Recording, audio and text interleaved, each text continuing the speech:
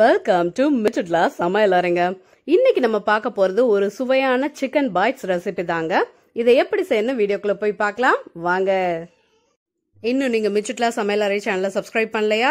உடனே red colour பட்டனை click பண்ணி சப்ஸ்கிரைப் பண்ணிக்கோங்க. கூடவே இருக்க பெல் ஐக்கானையும் கிளிக் பண்ணிக்கோங்க. உடனுக்குடன் அப்டேட்ஸ் உங்களை தேடி வருங்க.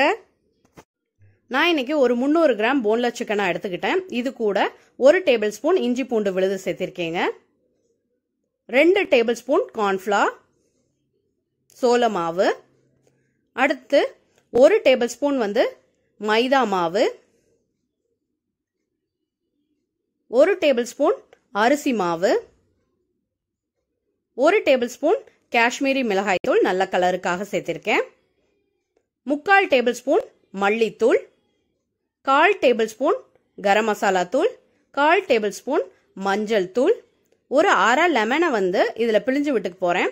இதுக்கு பதிலா நீங்க என்ன பண்ணலாம்னா ஒரு டேபிள் ஸ்பூன் வினிகரை சேர்த்துறதுனாலும் சேர்த்திக்கலாம், இல்ல லெமன் சேர்த்ததுனாலும் சேர்த்துக்கலாம், அது உங்க ஆப்ஷன்.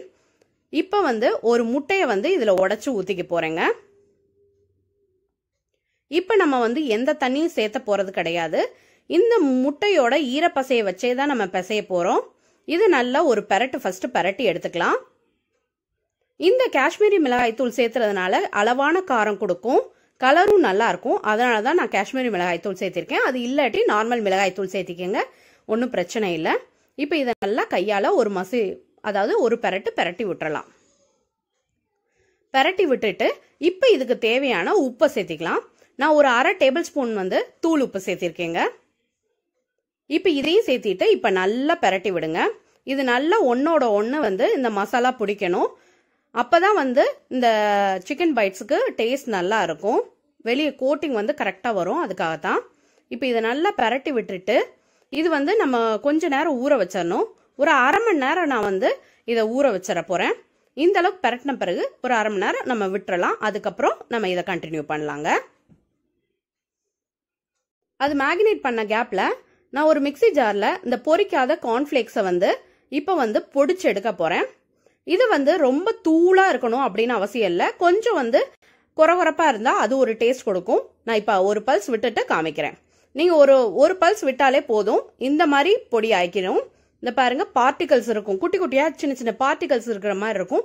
இது நீங்க கடிச்சு சாப்பிடும் போது நல்ல மொறுமொறுப்பு கொடுக்கும். அடுத்து ஒரு பவுல்ல 1 டேபிள் ஸ்பூன் நான் கார்ன்ஃபிளவர் எடுத்திருக்கேன். அது கூட நான் தண்ணி கலந்து நல்லா ஒரு ஃப்ளோயிங் கன்சிஸ்டன்சி, அதாவது எடுத்து ஊத்துற மாதிரி அந்த மாதிரி கன்சிஸ்டன்சியில கலந்து விட்டுக்க போறேன். இது ஒரு பைண்டிங் கொடுக்கறதுக்காக மட்டும்தான். நல்லா கலந்து விட்டுருங்க, கட்டி மட்டும் இருக்கக்கூடாது. அந்த மாதிரி நல்லா கலந்து விட்டுருங்க. இப்ப பாருங்க, இதோட கன்சிஸ்டன்சி இந்த மாதிரி எடுத்து ஊத்துற மாதிரி இருக்கணும், ரொம்ப கெட்டியா இருக்கக்கூடாது. இப்ப இதை ஒரு சைடு நம்ம வச்சிடலாம். அடுத்து நான் இந்த பொடிச்சு வச்சேன் இல்லையா கார்ன்ஃபிளேக்ஸ், அதாவது பொரிக்காத கார்ன்ஃபிளேக்ஸ், அதை ஒரு சைடு வச்சுட்டேன். இப்போ ஒரு தட்டும் நம்ம மேரினேட் பண்ணி வச்சிருக்க சிக்கனையும் எடுத்துக்கிட்டேன்.